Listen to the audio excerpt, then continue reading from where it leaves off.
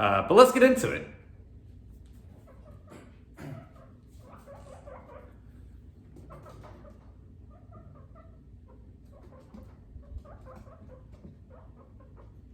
Daisy.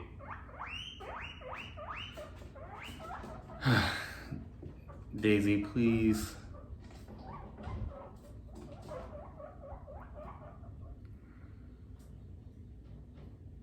Okay. Oh my gosh, Daisy, oh my gosh.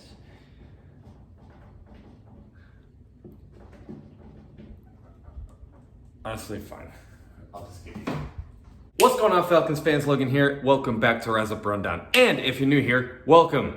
So this video, by the way, in case you're wondering why it's uploaded earlier than Friday, is because, for one thing, the roster got revealed, I think by the time I upload this 2 days ago.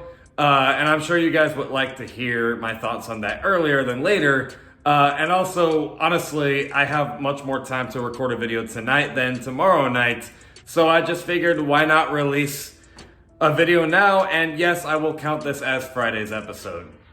So the next video will have to be this coming Tuesday at 11 o'clock a.m. Eastern. This video is also straightforward because it's really just me looking at the 53-man roster the Falcons have for 2022 and just giving away my thoughts. But let's get into it. All right, we're going to start with the quarterbacks, but we're not going to talk about them for too long. Everyone knew this was coming. Marcus Mariota and Desmond Ridder are the quarterbacks for the Atlanta Falcons. We know Marcus Mariota is going to start week 1, and we don't really know if Desmond Ridder is going to get any playing time, but I am pretty sure we're all hoping for that, though. Like, we're all just waiting to see the preseason king, or at least it felt like he was the preseason king. We want to see him play. We just want to see what he's got. See if he's the future. Even though he was a third-round pick, maybe he is the next Dak Prescott like everyone is saying he is. I like him a lot. He's got a quick release. He's got mobility. He's a very confident player. And, hey, Arthur Smith seems to be disciplining this guy because he knows he has potential. And if he shows something year 1, then, all right, I guess we didn't need a quarterback. But there is still a possibility that he doesn't show that, and we might need a quarterback entering the 2022 draft. That's still a possibility, but we still want to see what Desmond Ridder has. Marcus Mariota, we're all familiar with him. Maybe he can be, by the end of the year, he could be catching interest from other teams like, I don't know, the Giants or what's another QB needy team? I don't know, but like basically, he could get attention from other teams, and Marcus Mariota could develop to be a good quarterback, but I'm not expecting him to ever be, what he was supposed to be entering the league. How he was supposed to be this franchise quarterback. That's never going to happen. But he could be this good quarterback and definitely a great backup to have at least. So Marcus Mariota, I think, will have a good season and could get a lot of recognition and have a lot of teams calling us to trade him because, let's be real, Marcus Mariota is just not going to stay with us in the long run. But, I mean, hey, I hope this all works out for him. The running back room, we're not going to talk about all that much either because it was kind of not really a surprise. Cordero Patterson, of course, is here. Keith Smith at fullback. And then Tyler Algier, the rookie, of course, is still here. Damian Williams, we're all familiar with him. And then Avery Williams. I didn't see that coming. So I was not expecting the fun little experiment to actually work out. I thought they were kind of just putting Avery Williams in at running back just for like a quick little experiment, but you never really actually knew it was going to be official that he'd play running back. But he is, and good for him. Arthur Smith must see really a lot of potential in him.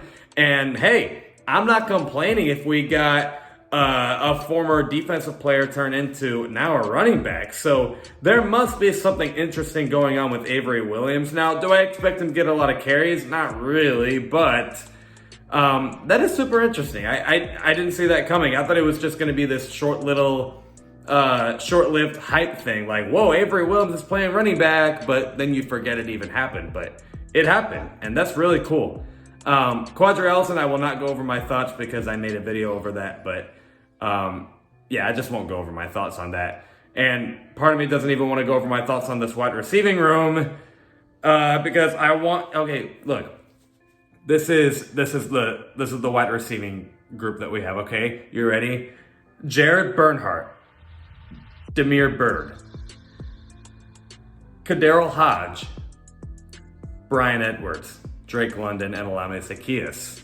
Okay, so Drake London we knew was going to stay, of course, because he's the first round pick. And then Brian Edwards, I was personally excited for that because, you know, he's this strong receiver and he run blocks well and he's this contested catch guy. I think he's going to succeed. He looked great last year.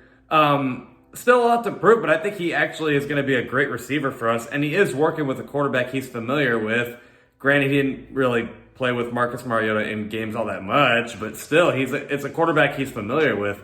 And then Olamide Zaccheaus we're familiar with. A very fast receiver with good hands, and hey, I'm happy to see that he's producing every single year. Now, the other receivers, though. Okay, so Jared Bernhardt is interesting. He was actually a preseason, star. Everyone liked him, and hey, I don't blame him. You know, he actually looked really good.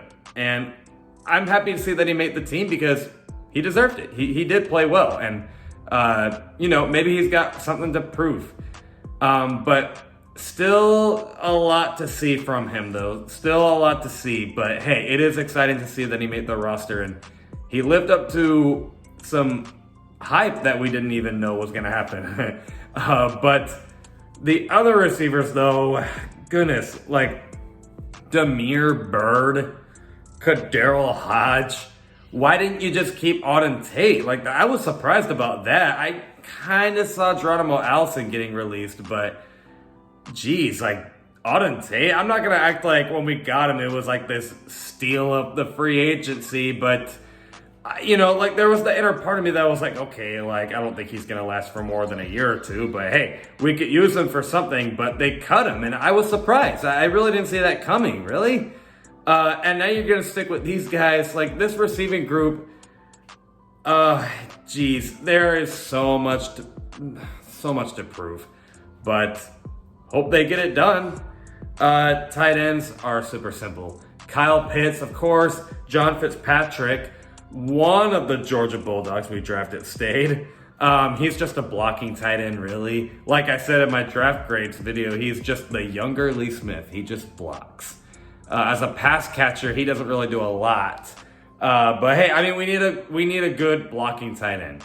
And then Parker Hesse and Felipe Frank stayed as a tight end.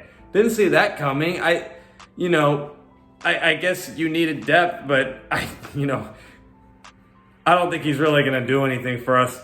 But again, even though I'm kind of being a little pessimistic so far, I will admit, this is an interesting roster. The Falcons are clearly getting creative with these guys. And to see Felipe Franks have a bit of a comeback story from being an underwhelming quarterback to now a tight end, this is going to be interesting. And I think he's going to catch at least a touchdown or two and get some recognition. I hope this works out for him. It looks like he's actually having fun with his new position, and he seems like a really good guy and a hard worker. And yeah, this tight end room is actually pretty solid. They're all pretty good at run blocking, and then Kyle Pitts just speaks for itself. So tight ends I feel okay about. Now, this offensive line. Everyone said this was the biggest concern heading into the year. I'm finally starting to admit it is, but I still think defensive line is an issue, and now the wide receiver group is a pretty big issue. But so you obviously got Jake Matthews at left tackle, no complaints there, and then Chris Lindstrom at right guard, no complaints there. Now, you also have Matt Hennessy and Drew Dalman still. Matt Hennessy obviously will start and is a great run blocking center. But as a pass blocker, he just needs to get a lot better. And, with Drew Dalman breathing down his neck, I think he could be a little motivated. And I still believe in him, though. I still think he could be really good. And I also like Drew Dalman. Hey, if Matt Hennessy doesn't play throughout the rest of the year, I'm okay with it in a way, even though I liked him, because Drew Dalman looked great too. And yeah, that'll be interesting. Then there's Elijah Wilkinson, like, okay, like, whatever. And then Jermaine Ifedi, like, a name that we've heard go around. Probably not going to do much, but, I mean, hey, it's nice to have him. And then you also have Caleb McGarry at right tackle. I think this is going to be his last year. I don't think he's gonna make the team very soon, because he just, unfortunately, has not really lived up to the first round hype.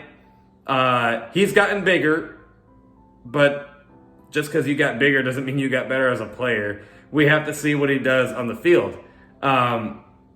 And then Jalen Mayfield, I'm not going to spill out too many thoughts on that. Poor guy. All I'm going to say is I hope he does good. Actually, two things. I will say, I understand everyone's frustration with Jalen Mayfield. And Justin Schaefer didn't even make the team, even though he was a draft pick. But I thought it was so unrealistic of the Falcons to cut Jalen Mayfield in the first place. He was drafted like relatively high in the 2021 draft. And Arthur Smith, I think, really likes him. There is still that inner part of me that thinks he can develop, but I just hope he does. Now, for the defensive line, I don't know about this one, guys. You got Marlon Davidson. I think he should have been cut. I don't think he's going to do any good. Sure, he shows flashes, but how many times do we have to do this with Falcons players? There's always this one player to where they're like, oh, he showed flashes. Like, I'm so tired of that conversation. I need to see consistent play from them. Marlon Davidson has not been good on the field, and he barely even gets on the field. He's either sick or he's injured. And that sucks. Like, I really liked Marlon Davidson, and I like the mentality he had in that one interview saying how much he likes to play football because he wants to hit people or something. It sucks that it's not working out, and I really don't think this is going to work out. I'll just be honest with you, but I don't think it'll work out. Taquan Graham had an interesting preseason, and he actually has been pretty solid. So to me, he could kind of be like, Jacob Tuioti Mariner, if you remember him. Not necessarily this like big name defensive lineman, and he's not, going to get a lot of calls from teams to try and get him, but he could be a very like solid and sound defensive lineman that could help us out in the future. I don't think he's going to impact us a whole lot, but hey, Taquan Graham has been pretty interesting, and good for him. And then there's obviously Grady Jarrett, and there's also Anthony Rush.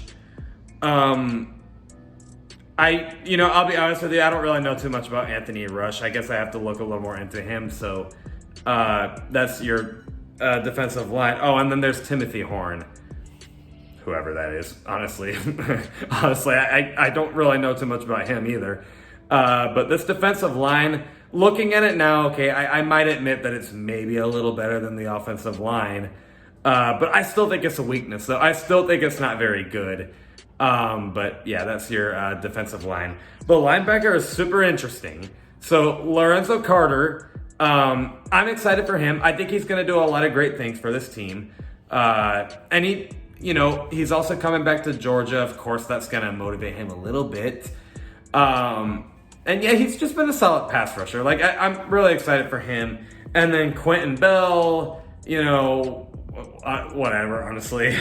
And then Rashaan Evans, he's worked with Arthur Smith before, and he actually played pretty solid with him. I think he was a solid linebacker and a solid pass rusher. So, he could kind of be like a quiet little pass rusher, sleeper pass rusher is what I meant to say. Like, he could be pretty good.